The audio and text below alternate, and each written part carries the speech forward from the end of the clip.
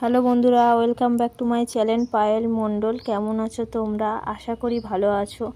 ভালো থেকো এবং বাচ্চাদেরকে প্লিজ সাবধানে রেখো, ভালো রেখো। কারণ জানোই তো এখন বর্ষাকাল, এই সময় না ডেঙ্গু ম্যালেরিয়া এগুলো প্রচুর হারে হচ্ছে।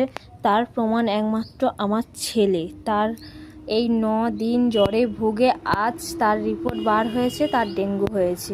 এতটা কষ্ট হয় না ডেঙ্গু হয়ে, ডেঙ্গু হলে কিন্তু সবাই মানে এটা মাথায় রাখবে যে বাচ্চাদের তো কমসে কম 3 দিনের বেশি, বাচ্চা হোক বড় হোক, 3 দিনের বেশি জ্বর হলে সঙ্গে সঙ্গে রক্ত রিপোর্ট করা। এবং জ্বর হলে যে ডেঙ্গু হলেই যে মানে জল খেতে হবে তা না, বাচ্চাদেরকে এবং বড়দের তোমাদেরকেও বলছি যে প্রচুর পরিমাণে জল খাবে। এবং ওআরএস তো ফাইনালি ওআরএসটা তো মানে ওআরএসের জল তো খেতেই হবে।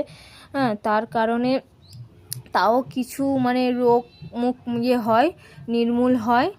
কারণ যত জল খাবে, যত টয়লেট করবে, মানে কমসে কম সারাদিনে 3 থেকে 4 লিটার বড়দের হোক বাচ্চাদের হোক খাওয়াতেই হবে বা নিজেদের খেতে হবে। এবং 2 থেকে 3 লিটার যেন মানে টয়লেটটা করে, এটা তোমাদের দেখতে হবে।